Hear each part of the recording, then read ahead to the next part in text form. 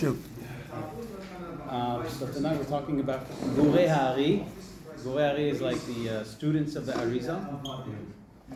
Why are we discussing this topic? Because this is the next phase in the Arizal's becoming revealed to the world, right? Just like we said in the beginning that Arizal didn't write any books, and he also did not look for any publicity, he didn't publish any books. He also didn't look for students. Really, his whole mission was to come to Tzfat in order to meet Rav Chaim Vital. That was his only mission. And that's not how things actually transpire.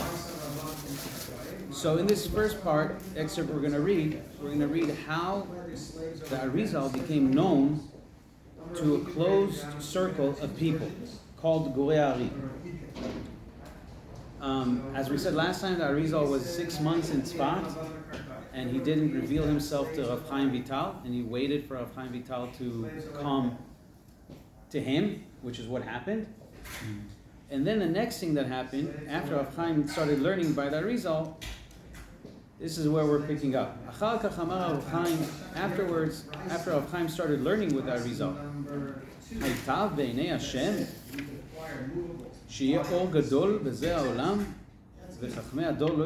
is this what Hashem wants? That there's such a great light in this generation, in this world, and all the scholars don't know who he is?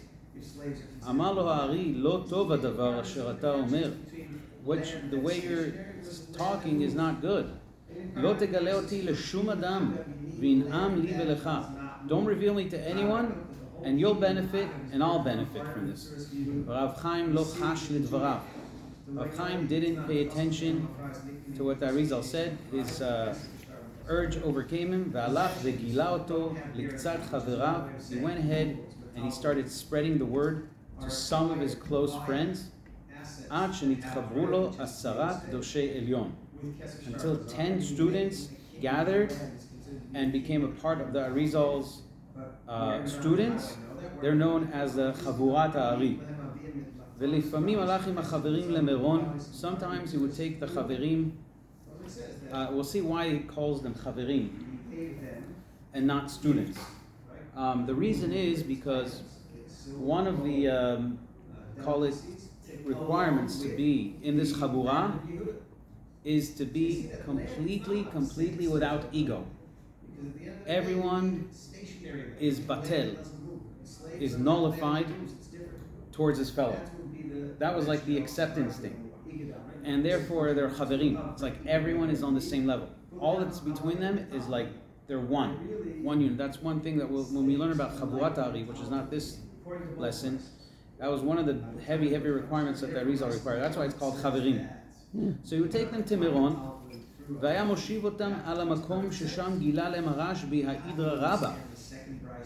so when he took them to Miron, he sat them where the Rashbi sat his students when he gave over the biggest secrets in his lifetime called the Idra Rabba. What is the Idra Rabba? Idra Rabba is that the day that Rashbi passed away from the world, which is like Ba'omer, is the day that he revealed the biggest secrets in his entire life, because he understood that day that he has permission and to give all these secrets away. And that gathering is called Idra Rabba. Idra Rabba is the big gathering. It's basically, that's why Lag BaOmer became a festive day. Not because he died on that day, it's because that's the day he revealed the biggest secrets. So to his 10 students. So what the Arizal did is he sat those students where Rashbi sat his students in Meron. And I think you're starting to get the message of what's going on here. Who's Rashbi here, and who are the 10 students of the Arizal? V'aya Omer Kan Yashav Rabbi Elazar. He used to point. This is where Rab Shimon's son sat, Rabbi Elazar. V'kan Yashav Rabbi Abba, the second to best student. This is where he sat. Kan Yashav Rabbi Yehuda V'Kona. He used to pinpoint where they sat in Meron. V'eshiv kol echad al mekomo ha'ra'ui lo kefi nishmato. And then he told each student to sit according to where his shoresh neshama fit according to that student of Rashbi. Hu ba'atzmo yashav b'makom Rabbi Shimon. He sat where Rabbi Shimon used to sit. Rabbi Chaim b'makom Rabbi Elazar. Rabbi Chaim, who was the son of Rabbi Shimon and the main student, he sat. So that's where Rabbi Chaim Vital sat. Rabbi Yonatan b'makom Rabbi Abba. Rabbi Dale b'makom Rabbi Yehuda. Rabbi Yosef Ma'aravi b'makom Rabbi Yosef. Rabbi Yitzchak Cohen Ashkenazi b'makom Rabbi Yitzchak. V'chen kulam. Where was this in Meron?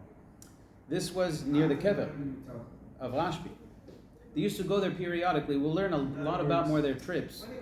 This is just the beginning. But he used to basically tell them, your neshama is connected to the neshama of that student of Rabbi Shimon. No, but the Rashbi taught his students where eventually he was going to be buried? The day he was buried. The Idra Rabbah. No, but I'm saying, so the day he was buried, that's where he knew he was going to be buried, and that's where he taught the 10 students? He probably lived there. Oh, okay. I'm assuming he lived in Meron. I'm assuming he lived there. Yeah, it's like, okay. Yeah. So, והיה אומר להם, כשהוא רואה שהאש מלהטת סביבות החברים, used to tell them, I see fire around you guys, אלא שאין ניתן רשות לעיניהם לראות. But the eyes don't have permission to see. So, this is something they used to do in Meron. There's a very interesting story that involves one of the biggest figures in Tzfat, who was the most hidden tzaddik in Tzfat, and he wasn't a Talmid of the Arizal, and his name is Rabbi Eliezer Azkari. He's buried 3 plots away from the Arizal. He is the author of Sefer HaCharedim. What is his story? His story is that he was an unknown Gabbai. He used to be very, very tzanut. People thought he was a pashut guy. And one time the Chaverim were in Meron, and it was Lag BaOmer, and they started dancing, and other people were there, and suddenly they see this older, very distinguished-looking, old man scholar who they didn't know, coming there and also dancing, and then they saw this pashut Gabbai, who they thought is pashut, also dancing, and then the Arizal broke out of their circle and went to dance with this old man very, very intensely. And after dancing with him, he went and did a solo with this pashut Rabbi Eliezer Azkari, Baal Sefer HaCharedim. And by the way, he's the one who was Mechaber Yadid Nefesh, that spread, even though his ancestries from his parents were exiles from Spain, this thing spread all over Europe, Yadid Nefesh. And you'll see why. So the Arizal takes his hands and he starts dancing with him, just solo, him and Rabbi Eliezer Azkari. And all the students are like, for him to do that, that means that this guy is something special. And they they didn't feel jealousy, but they felt curious. Why is he dancing with this guy solo? So they went to their Rav and they asked him, Kvod Rav, we don't want to, pry, but with all due respect, why did you dance with this Yid, like this older gentleman, Mimele, you were dancing with him, he looks like he's very chashuv. He's a Gabbai. He said, I don't know, but if Rashbi's dancing with him, that means he's a special guy. And then he revealed to them that older man, so to speak, was Rashbi b'chvodo b'atzmo, and he was dancing with her. So from that moment, Rabbi Eliezer Azkari became known as a tzaddik, and he opened up a yeshiva in Tzfat to waken people to do tshuva. It's called Sukkot Shalom, is the name of the chabura of Rabbi Eliezer Azkari, Baal Sefer HaCharedim, and he's buried 2-3 plots away from the Arizal's kever. That happened in Meron. Now, what's the connection with Azkari and Rashbi? What was the connection? Well, the connection this is one of the things that happened in Meron. Yeah. He was revealed in Meron when Rashbi danced with him. Now, Arizal, after these students gathered around the Arizal, he didn't really want anyone to enter this circle, and very, very big rabbis tried and were not successful. One of them is Rav Moshe Alshich. Rav Moshe Alshich, we spoke earlier, was the Rav of Rav Chaim Vital in the Pshat. When Rav Chaim Vital is 28 years old, Rav Moshe Alshich is like 60 or 65. He's his rabbi. And and this is an excerpt from Sefirot, the book, the personal diary of Chaim Vital, and he writes how bad Rav Moshe Alshich wanted to learn from the Arizal and was denied.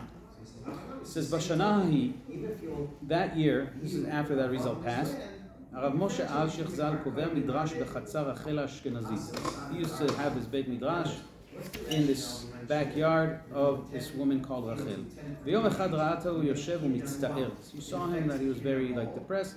V'shalatu al ma mitzta'er. What are you sorry about? V'amar la ואיך לא אצטער על רב חיים תלמידי שאינו רוצה ללמדני חוכמת הקבלה? Why shouldn't I feel bad that my own Talmud doesn't want to teach me Kabbalah? ותאמר לו וכי תלמידך גדול ממך? But he's your student. He's greater than you. You need to learn Kabbalah from him. ויספר לה איך בהיות מורי ז"ל האשכנזי הלך אצלו. And then he told her, Alshich HaKadosh, this Rachel, how when the Arizal was alive, he went to him, Yom Echad, Vayef Vayitchanen lo, begged him, Shilamdeu Chochmat HaKabbalah, that he teaches him Kabbalah, Ubeatzmo, personally, Shelo al yadi, but not through me. In other words, Arizal didn't teach anyone else except Rav Chaim Vital. The way he used to teach the students, and this is brought down in Shem HaGdolim by one of the Talmidim. And this is why it's important to learn about Gurey Ari, because you're getting first-hand information from them. When Rav Shlomo arrives in Tzfat in the year 1600, who is he in touch with? The Gurey Ari, who are alive. And they tell him first-hand information about that Arizal. So one of the students was Rav Yitzchak Cohen, who was mentioned up there. He was a Talmid of the Arizal, and he said any book that's Kabbalah, that's not through Rav Chaim Vital, don't read, because the Arizal only taught Rav Chaim Vital. Wow. Now, and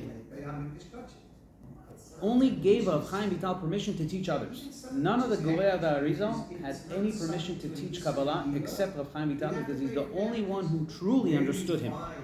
So that's why Arizal is telling Rav Moshe Alshich, go learn from Rav Chaim Vital.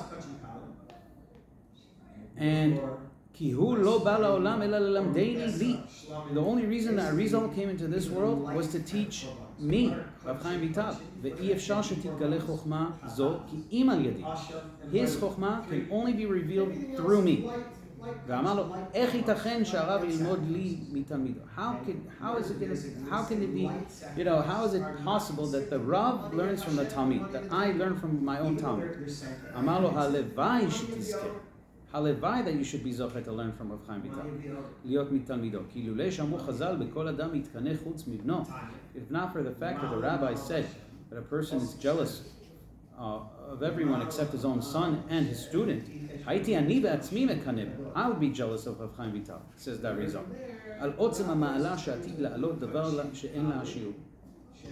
So even Rav Moshe Alshich, right? He was a very, very distinguished rabbi, and he was himself a Kabbalist, but he learned the Ramak's Kabbalah, was denied access to this closed circle. This circle of 10 of the Gurei Arizal was a closed circle that many people tried to get into. In Sefirot, Rav Chaim Vital enumerates 4 groups of people, and one of them the Arizal taught, and the other 3 he said, well, he's not really fit for this because in his past lifetime, like Moshe Alshich Kadosh, he says that Arizal that he already learned Kabbalah in his past lifetime. He came here to spread Pshat, and all the books that Moshe Alshich spread were all Pshat, on Tanakh, on the Torah, and on Gemara. Nothing on Kabbalah, because Arizal told him, you already did your tikkun in the past lifetime. You don't need to learn this. Didn't he just say to him, go learn it from Rav Chaim Vital? He did, but he never really learned from him. There's certain things that are... So the story goes like this. In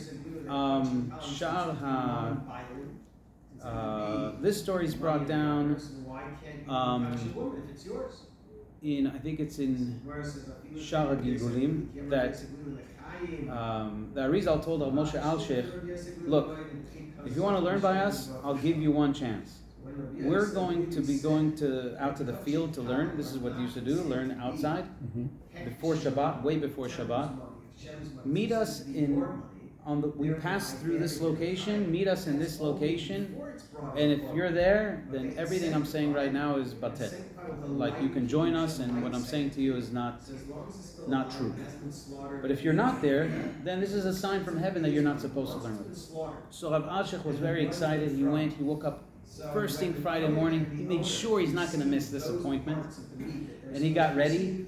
And he went there, and he got there so much before the time that a deep sleep fell upon him. And when the group came, he was knocked out. And the Arizal continued, and then later sent someone to wake him up, and then he understood Mishamayim he's not supposed to learn by the Arizal. So he never learned from him, and he didn't learn from Rav Chaim Vital either. But it could be that the Arizal basically knew that he wouldn't learn from Rav Chaim Vital, so he one of the main students, and this is an amazing story, one of the 10 students is Rabbi Avraham Halevi. The reason why I think it's important to learn this story is because, first of all, it shows you the gadlut of the students of the Arizal. These guys were like Kedoshei Elyon. They weren't just like scholars. This next story there's not much about the students of the Arizal written, but this individual, he's actually one of the ones, other than Rav Chaim Vital, who, by the way, is the 11th. Besides him, there's 10. This is one that there's some information about.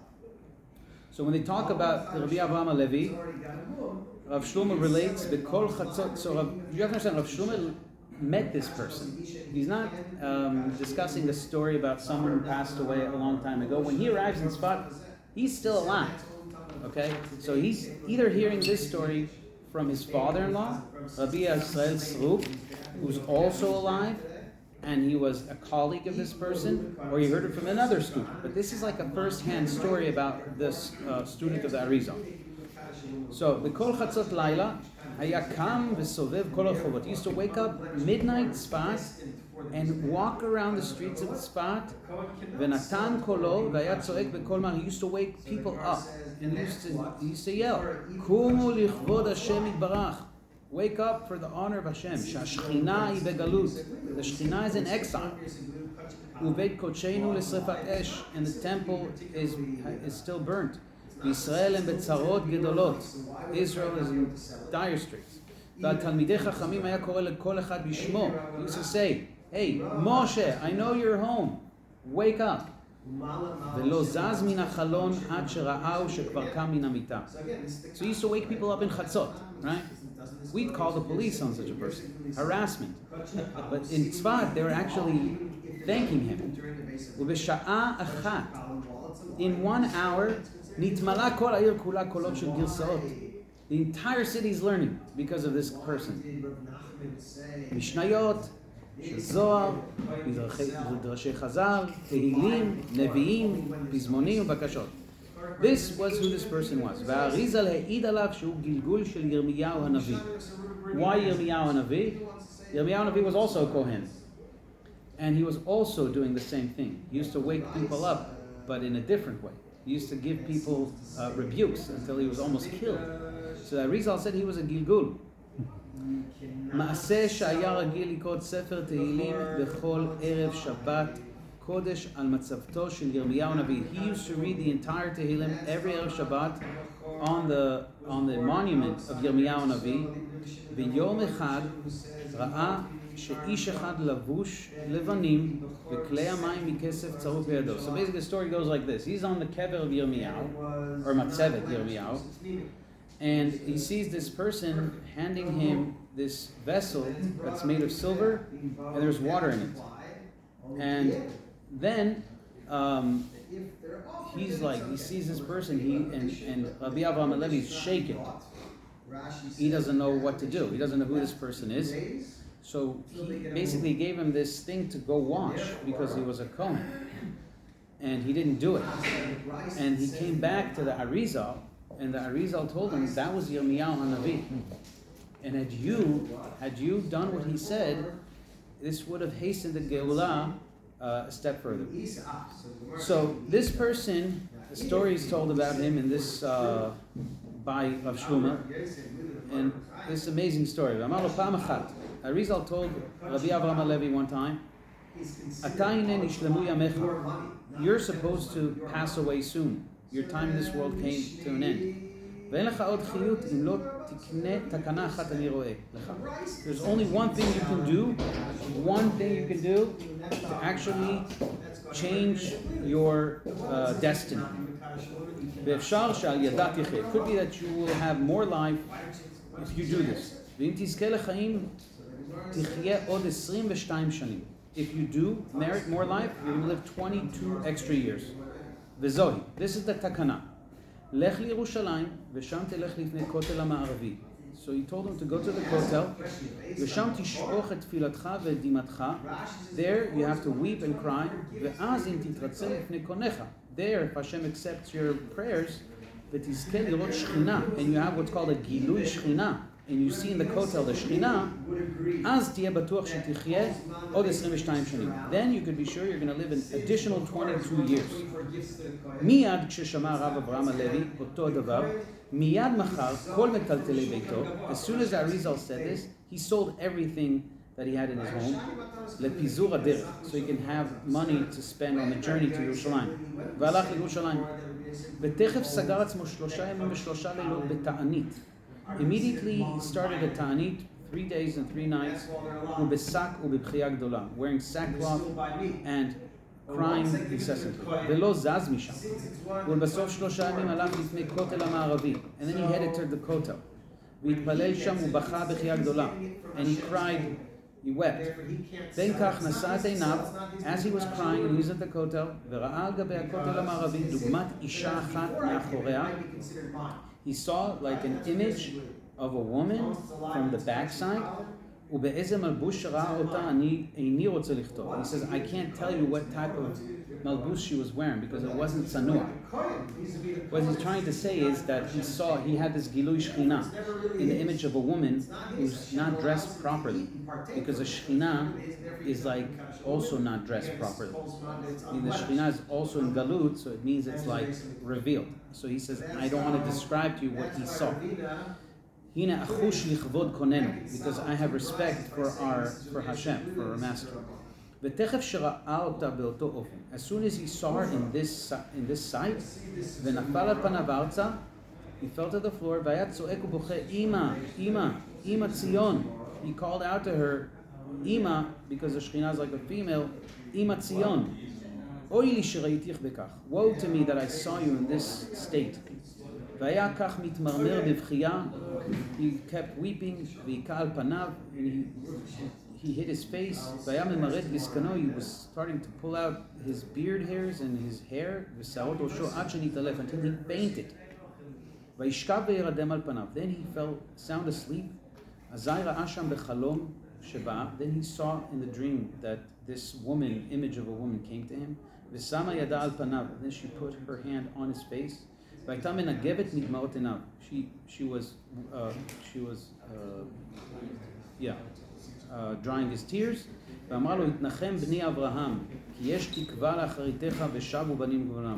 know, have consolement, Avraham, because the children are going to come back to their home. Because I'm going to gather them and have mercy. So he had this gilui shchina that the Arizal told him he needs to have. He comes back to Tzfat and he's happy, samech v'tov lev. ובראותו האריזל אמר לו, כבר אני רואה לך שזכית למרות, I see that you had גילוי שכינה. ומעתה אתה בטוח שתחיה עוד 22 שנה. Now you're going to marry 22 more years. וכן היה.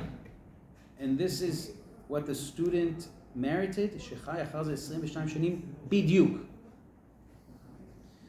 So this is a direct story that Rav Shlomo hears about one of the Gurey Ari. So you understand, you're talking about people who have Gilui Shchina, Mamash, like another student, and we'll conclude with this, Rabbi Shmuel Ozida.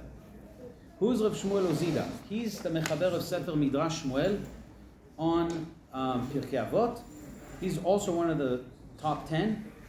And he comes into the Arizal's, to visit the Arizal one day while Rav Chaim Vital is learning with the Arizal. And the Arizal sees the student and he gets up, melo komato. He gets up completely. And he says, Baruch haba. And he sits him down. Rav Shmuel Ozida asks Arizal a question, the Arizal answers him, and he leaves. And Rav Chaim Vital is very curious. Why did he just get up for him and say Baruch haba? And like, he doesn't do this. So he asks the Arizal, Rav, why did you do that? Like, why did you get up for him? Meloko mato, Baruch haba. He says it wasn't for him. It was for Rabbi Pinchas ben Yair, who was with him. And Rav Chaim Vital is saying, what? Yeah, Pinchas ben Yair was with him. He must have done something today to attract the neshama of Pinchas ben Yair.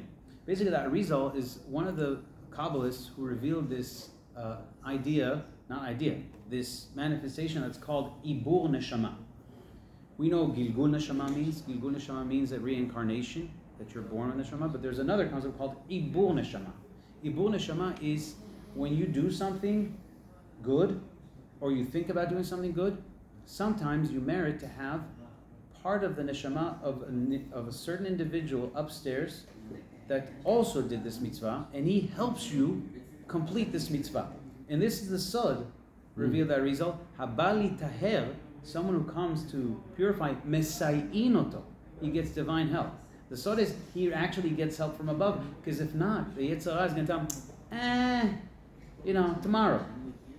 Don't do it. So, this person comes in, Arizal says, it's to him I said Baruch haba, to Rabbi Pinchas ben Yair. So Rav Chaim Vital chases after him, and he said, tell me, what did you do today? And he tells him, well, as I was walking down the street, I heard like crying coming from this home, and I went in to check out what's happening, and I saw this family who was literally without clothes. They had just been robbed. Someone had just broke into their home and robbed them. And I took off my weekday clothes and I gave it to them, and that's why I'm wearing Shabbat clothes. And then he went back to the Arizal and told him, and the Arizal says that's why he merited the neshama of Pinchas ben Yair, Ibur neshama, because this Pinchas ben Yair, what he used to excel in is pidyon shvuim. He used to help people who were helpless.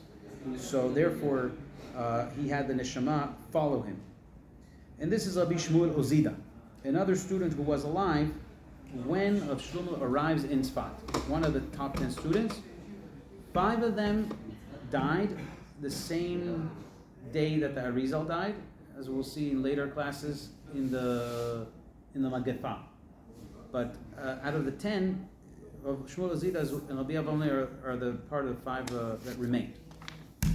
So, Ad Kan, part 1.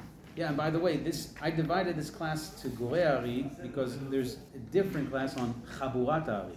The Chaburat Ari is the stories that happen to 10 of them together.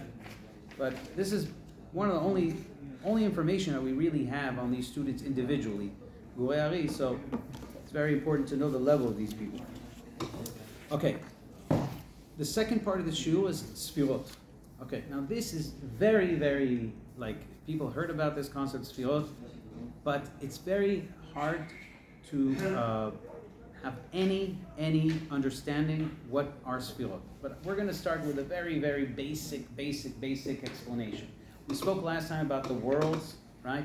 The worlds is like the Atzilut, Bria, Yetzirah, and Asiyah. This is like where the Halal is, right? This is where the conceptual space is, the Tzimtzum. And we also spoke about the line, the Ishtalshelut, right? The Ishtalshelut from the Ein Sof. So, how does that infinite light actually come into the space? That's what we're going to discuss with the Sefirot. Basically, what are the Sefirot? Let's read Seif Aleph. כשעלה ברצונו הפשוט להאציל מאורו. When his will came to want to bestow from his light, לברוא את העולם, כדי להשפיע מטובו לברואיו, in order to bestow goodness to his created beings. Now, you have to understand, there's already a paradox here. Why is there a paradox for Hashem's purpose to give and create beings that are able to receive. The paradox or the contradiction is like this. The infinite light is the ultimate giving, right? And the opposite of that is a receiver. The retzon lekabel. There's retzon latet, and there's retzon lekabel. Now, in spiritual terminology, two things are close if they are similar. Two things are far if they are not similar or opposites. In other words, in spiritual terminology, two things that are different can't connect. So how does Hashem pull this thing of giving the highest level of goodness to receivers when in order to be a receiver, it means that you're the farthest thing from Hashem? It doesn't go together. It's like basically saying, put Israel peace treaty with Hamas. It doesn't go to, right? It's two opposites, right? So this is one of the questions that we're going to be answering through the Sefirot. ראה שבלתי אפשרי לתחתונים להשיג עצם אורו הגדול לאינסוף. You can understand this like in a plain way, that like looking at the sunlight, like he says here, like you can't look at the sun, it is impossible that such intense light is received. So you need to dilute it. ולכן האציל תחילה 10 אורות. Therefore, the first step was to actually create 10 lights, הנקראים ספירות. And look at how he describes the ספירות. שהם כלים, their vessels, ולבושים, and clothes, להלביש בהם אורו יתברך, to clothe the light of the Almighty. כדי שיהיה אפשרות לתחתונים לסבול אורו, so that the lower beings can actually receive and be able to sustain the light. וליהנות ממנו כמשל השמש, just like the example of the sun, שאי אפשר להסתכל בו בלי מסך. You can't look at the sun without a screen. So here we get the first glimpse of the Sefirot, that the Sefirot are actually part of the Tzimtzum. They're used to dilute the light and make it less intense so that the lower beings can receive it. But we have to understand really what the Sefirot are, because there's few terms here. He calls them Orot, he refers them as Kelim, and he also calls them Levushim. Now, these are concepts. Orot basically is a light, right? Energy, light, force, whose essence is giving. Ratzon latet.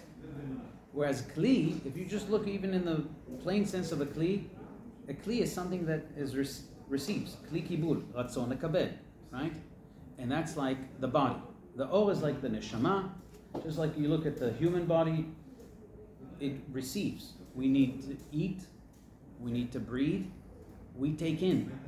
We're mekablim, right? That's like the body. Whereas the neshama is the life force that activates. And then we have what's called levushim. What are levushim? Levushim is what clothes the bodies. So these are also spiritual entities that are the most external. What holds everything here together? And we'll speak about what this really means, but you have to understand that like this. When we say kelim, we'll see in a moment what kelim mean, because we're not talking about anything physical here, so it's very hard to conceptualize the sfirot. Orot are basically made of godly names, in short. If you were to compare this to a light bulb, so you have a light bulb and you have the circuit inside. So the kli is the light bulb, that's what holds the light, and the circuit inside, that's the light, right? So the sphira can be compared to this, that in a way that the circuit is godly names, and the sphira itself is the kli that holds this light. So together you have orot, it has O inside of it, a godly name, and it also provides the body for this light, which is also made of spiritual stuff, but lower than the circuit. Okay, that's one way to view it, and we'll see this in later in Sefer Yetzirah and how they explain it. What holds this system together? Because we said the Kli is Ratzon Lekabel, and the O is Ratzon Latet. These are two opposites. What holds them together? We get the answer in Patach Eliyahu. Patach Eliyahu is basically Eliyahu Navi's, as I've mentioned, big part of the Zohar is given over by Eliyahu. And the beginning of Tikkunei Zohar is called Patach Eliyahu. It means Eliyahu revealed himself many times to Rabbi Shimon and gave over stuff. And the beginning of Sefer Tikkunim, the Zohar consists of 3 books. The Zohar, Tikkunim, and Zohar Chadash. The vast majority is the Zohar on the Torah. And there's 2 volumes called Sefer Tikkunim. It's 70 drashot on the first pasuk in the Torah, all according to the Sod. The very opening of Sefer Tikkunim starts with Patach Eliyahu, and Eliyahu says, Antu de apikat eser tikkunim, you Hashem dispatched 10 tikkunim, rectifications, v'karin elon eser sfiran, and you called them 10 sfirot, le'anhaga behon almin, to which conduct hidden worlds and not revealed worlds. Stimin de lo idganu. The almin idganu. The honit kasiyat. Using the sfirot, you hide yourself, conceal yourself from humankind. And then he gives the answer. The antu de kashirlon. You tie the sfirot together, umeyachedlon, and unify them. In other words, what holds the kli with the O? The Almighty, because otherwise these 2 things are opposites. They can't stay together. So here we get an introduction to the Sefirot, but what are the Sefirot? To really understand the Sefirot, we have a Mishnah in Sefer Yetzirah. Sefer Yetzirah is basically like a Mishnayot, but Kabbalah, right? It's 6 chapters, and each chapter is made of Mishnayot that you wouldn't understand even after the Perush, until you understand the Perush itself. The second Mishnah in Sefer Yetzirah says, Eser Sefirot Belima, 10 Sefirot of nothingness, Ve-22 Otiyot Yesod, in 22 letters. The 22 letters break into 3 groups, Shalosh Imot, Aleph Mem Shin, Sheva Kfulot, 7 letters like, Mem that has Mem Tchila, Mem Sofit, there's 7 of those, and 12 Pshutot, in 12 simple letters. Now, Rav Aryeh Kaplan explains beautifully that really what are the Sefirot and the letters that are described over here. Basically he says everything in creation is made of Eichut v'Kamut, quality and quantity. And the 10 Sefirot, they represent the quantity aspect in everything that's in creation. Because there was only the infinite before this. And when did there starting to be when did numbers come into the pictures? In Ribui, with the creation of Sefirot. That's why everything in Judaism, not only in Judaism, but it's 10. Why do humans count to 10? This is a question that the Kuzari asks. And he asks the Chaver, and he has no answer. He says, why 10? He says, you know what? Everyone counts to 10. And it's always been like this. And the Kuzari quotes Sefer Yetzirah. Right? Because the first time there was ever numbers is the Sefirot. And that's all the aspect of quantity in the world is made of 10 Sefirot. The letters is the aspect of quality. What is quality? Quality is measured in words in eichut, right? In context. And content, sorry. The content aspect is the letters. So Sefer Yetzirah is telling us that the world's building blocks are Eser Sefirot and 22 letters. This is this blew me away when I saw this. The first chapter of Bereshit has 32, the godly name Elohim is mentioned 32 times exactly, Sefer Yetzirah says. And it corresponds to 10 Sefirot and 22 letters. Not only that, the 10 out of these 32 times, it says Vayomer Elohim, the 10 Ma'amarot, corresponding to the 10 Sefirot.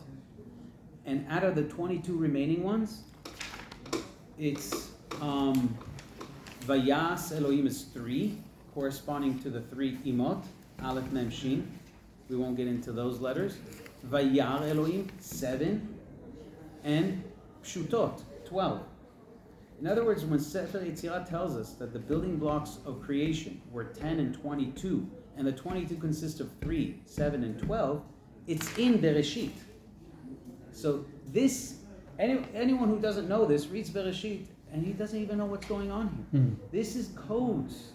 The codes are telling us how the world was created, using 10 Sefirot and 22 letters. And it gives you the exact breakdown in chapter 1 of Bereshit. And the rabbis alluded to this in Pirkei Avot, Be'asara ma'amarot nivra ha'olam. In other words, this world is 7 days, corresponds to the 7 lower Sefirot, and which are like the body in the Sefirot system, which we'll learn later. And the top 3 Sefirot, which is like the head, right? That's beyond Olam Hazeh. In other words, Olam Hazeh is governed by the 7 lower Sefirot, which correspond to the 7 days of creation. But the 3 first ones, which are like the head, Keter, Chokhmah, Binah, which we'll see later, are beyond Olam Hazeh.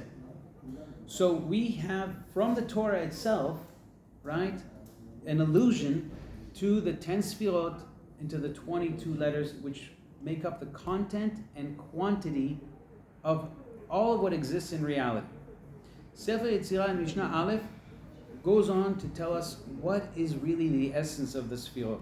Not that we can understand the essence of Sefirot, because Sefirot are spiritual and they're not finite, but they clothe the heavenly, the heavenly light. So it says in Mishnah Aleph, "Ubara et olamo b'shlosha sfarim, sefer, sfar, v'sipur." God created the world with 3 books. And by the way, this is the sod of the 3 books in Masechet Rosh Hashanah, when he says 3 books are opened. What is sefer? What is sfar, sipur?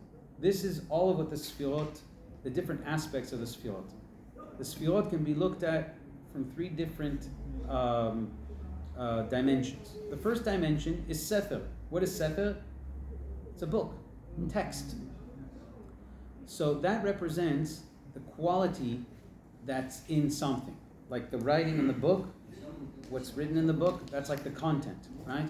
So the Sefirot in that, according to this explanation, also contain all the information of the world. The memory bank of the world, and all the knowledge that exists in the world comes from the Sefirot. Why? Because we said in the Sefirot, there's letters, there's names. And names and letters are the source of all knowledge in this world. Did you know that if you didn't have letters, you wouldn't have knowledge? Can you have knowledge without language? Think about it. You can't. You can't have, because what makes knowledge is words. Because words make up concepts. And what makes words? Letters. Well, So, how do you define knowledge then? what? It's how you define knowledge. Any knowledge. Show me someone who has knowledge and can't speak and can't write. Animals. They don't have knowledge. Knowledge is made of letters. Rabotai. You should know that quantum physics today, I'm not a big physicist, but there's this information theory that everything that exists behind the material world, this is not real. This is just, it's energy and it's information. It's called information theory. In other words, information is language. Now, according to Sefer Yetzirah, the first thing that God created was, if I take you back to the first paragraph that we just read, Bereshit bara Elohim et. Zohar says Aleph Taf. The letters. The letters are the source of information and knowledge that exists in the universe. And they're in the Sefirot. So in that sense, the Sefirah is from like a Sefer. It has content inside of it. It has all the content of the world. It has all the DNA of the world in the Sefirah. And so that's as far as Sefer. Now, Sefirah is also Sfar, from the word Mispar, number. Because the Sefirah also represents the numerical aspect of creation, not the content, but the quantity. And lastly, Sefirah is from the word sipur, story, communication. Because God uses Sefirot to communicate with us because we connect to God through the Sefirot. In other words, the analogy is like this: you want to communicate with a baby, so you can't communicate with the baby on your level. You have to communicate with the baby on his level. So you create a game by which you communicate what you want from the baby using this game, and the baby communicates to you through the game. He understands who you are, which is really not who you are. It's just a game, and it's like 1% of your potential is in that game. But this is what he can understand. So this is the sipur. The sipur and the sefirot are basically the mediums through which we communicate to God and understand God, and He reveals Himself through the sefirot. So that's the word sipur. So basically, sefirah is basically corresponds to a three-dimensional reality. In Sefer Yetzirah, later it says that these three books correspond to three different dimensions that exist within the halal of the tzimtzum, which are olam, shana, and nefesh. Sefer Yetzirah says that we live in a three-dimensional reality. There's space, physical space, there's time, and then there's what's called nefesh. There's the spiritual dimension. In other words, this physical dimension is made of space and time. That's olam and nefesh. Olam corresponds to the physical space, which is corresponds to 6 sefirot: up, down, north, east, west, south. That corresponds to 6 out of the 10 sefirot. And the shana corresponds to time, which is past and future, corresponds to 2 sefirot. And nefesh is good and bad, is the ruach, is the spiritual dimension in existence, and that's keneged asipur. And this is good and bad, and this is the top sefirah and the lowest sefirah, corresponding to, we'll see, keter as the ultimate good, and evil as malchut, meaning not because it's evil, but because it's the farthest away from the Ein Sof. So these three books, Sefer, Sipur, and Sfar, correspond to Olam, Shana, and Nefesh. Basically what it's telling us is the Sfirot has all of existence in it. All the physical space, all time, and all of good and evil is all in the Sfirot. So if you want to understand what the Sfirot are, it's basically everything that fills the conceptual space is all in the Sfirot. Meaning we live in the world of Sfirot. Right? Everything, all the energy, all the influx that comes into existence from the most spiritual realm to the physical are all through the Sefirot.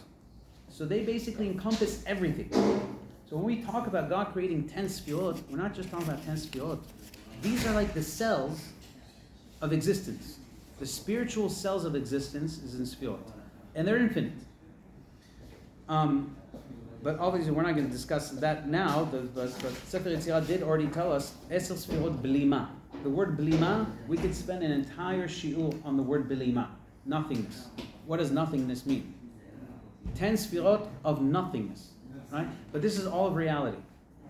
Now, if you just look at the Torah, after you know the Sefirot and what each one represents, and you look at the 10 Commandments, and you look wherever you see the number 10, you suddenly understand something different.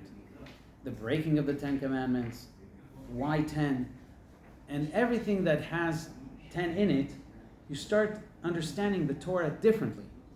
It's not by coincidence that there's 10 commandments. It's not by coincidence that the word Vayomer Hashem appears 10 times in creation. It came from somewhere, and it's connected to a system. Now, what are the names of the Sefirot?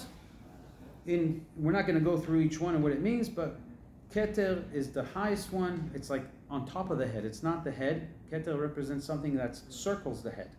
It's like beyond the head. Chokhmah is wisdom. Bina, understanding. In short, Chokhmah is basically something that's pure and not divided.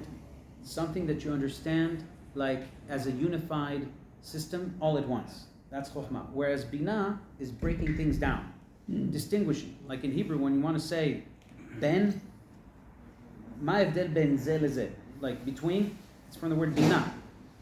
Because it's like quantifying. Wait, you have this huge idea, now wait, let's chew on it now, let's break it down. Like, okay, so this works like this, and that's Binah. Chokhmah is like seeing everything in a flash.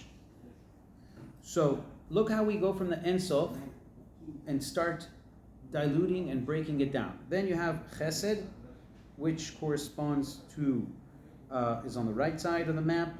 Gvura, Chesed is like, abundance, life, giving. Gvura is constricting it, is giving it in measurements. Tiferet is, between Chesed and Gvura and making like a balance. Netzach on the right side, Hod on the left side, Yesod and Malchut. These names were not mentioned in Sefer Yetzirah. We identify them later in the oral tradition, but in Sefer Yetzirah it doesn't mention these names. Where do we see them? We see them in the Psukim. We see, even in the Torah, and the rabbis allude to this in the Midrash. It says regarding Betzalel, V'amaleh oto ruach Elohim, when he was the architect of the Mishkan. It says, I filled him with ruach Elohim. Ruach Elohim, according to the terminology of the Sod, is keter. Bechokhmah, Sfirat Chokhmah. Ubitvuna, Sfirat Binah. Uvdat. This is a pasuk. So this is where we see an allusion to Chokhmah, Binah, V'dat, as well as keter.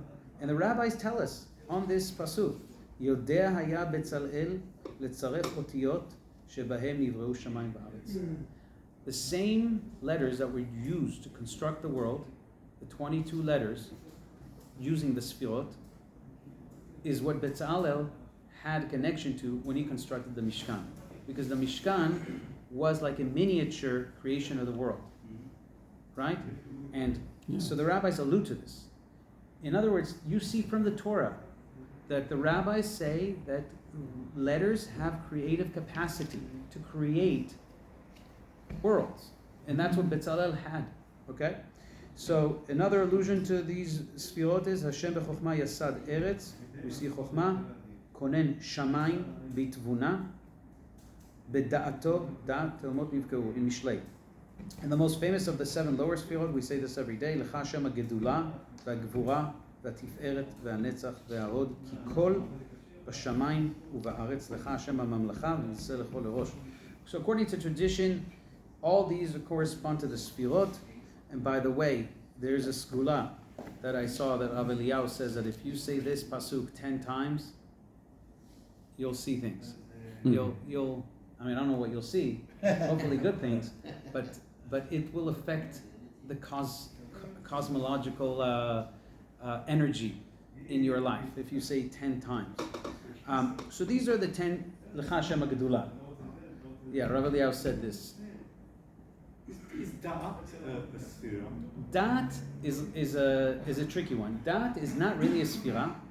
Da'at is when we go through the process from going to Sefirot to Parzufim, which is the next Seif. Da'at has a role that acts like a Sefirah, but it's not a Sefirah. Because what Da'at does is Da'at is a place that enables a connection between Chokhmah and Binah to merge. So it's not a Sefirah on its own, but it's a capacity. So it's not counted as 10 Sefirot, but within the transition from Sefirah to Parzuf, there's Da'at. The Da'at comes into play.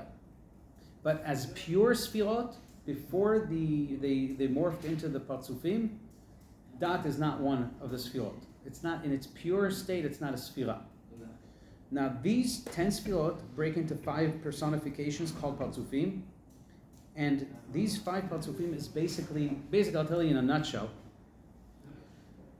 because we have to decide how we're going to go about this shiur. We're going to go hard or light, because if we go light, You'll get it. It'll be more interesting maybe, but you won't really understand the intricacies. But if we go hard, you have to play hardball as well.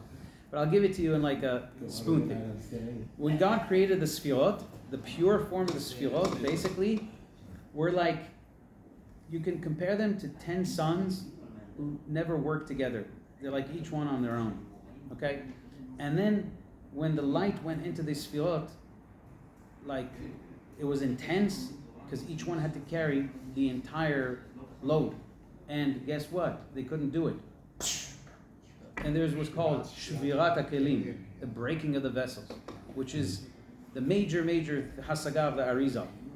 Anyways, the whole 6,000 years cycle that we live over here right now is basically aimed at a tikkun, fixing this Big Bang that happened, because the Sefirot have basically transitioned from being individual to acting in groups as personifications and parzufim. They're not like disconnected, but they form a system. So the 10 Sefirot actually change their form into 5 parzufim. The first 3 ones, Keter, Chokhmah, Binah, correspond to Ari, Chanpin, Abba, and Ima. The 6 ones that completely broke and fell into the lower world, that later will be called Bria, and this is where the source of evil comes from, form a group, or one unified parzuf called Zir Anpin, and the last one, Malchut, is basically called Nukva. What basically parzufim mean is that previously you had 10 Sefirot individual, now each parzuf has its own 10 Sefirot, and they also have their own 10 Sefirot, and they form this system. This picture over here portrays not the Sefirot in its pure form, because if we were to draw the Sefirot in its pure form, it would be like this. It wouldn't be like this. These three lines, 3 kavim, basically represent a system where the Sefirot interact with each other. And that's why you see all these pipes. All these pipes over here, and if you look at all of them, you'll see there's 22 of them. 22 plus 10 is 32. This is what we spoke about earlier. These 22 channels connect, they're the different highways between these Sefirot, and they enable all of them to carry the light together. And that's basically the transition from Sfirat to Parzuf, and basically one is called Olam HaTohu, before the breaking of the vessels. After it's called Olam HaTikun. But this is in a nutshell the transition between Sefirot and Parzufim. So basically all of what we do in Judaism, whether it's mitzvot, whether it's tefillot, whether it's everything, all revolves around the Sefirot. And it's all in the Torah. All the godly names that you see in the Torah, unless you study this, you don't have a clue what you're doing. You don't have a clue what the mitzvah is about. You don't have a clue who you're praying to, because you're praying in a language that you don't understand to something you have no clue, and it's all like codes. So everything that we do revolves around Sefirot, and the Sefirot are basically the way God reveals Himself in different ways. And this is how you connect Him here, and this is how you connect Him there, and this is what you do here. Everything is one unified system. And the more you see it, you see that the pshat we spoke about, we'll conclude with this. We saw that there's light, neshama, we saw that there's kelim, guf, and there's clothing. That's the Torah.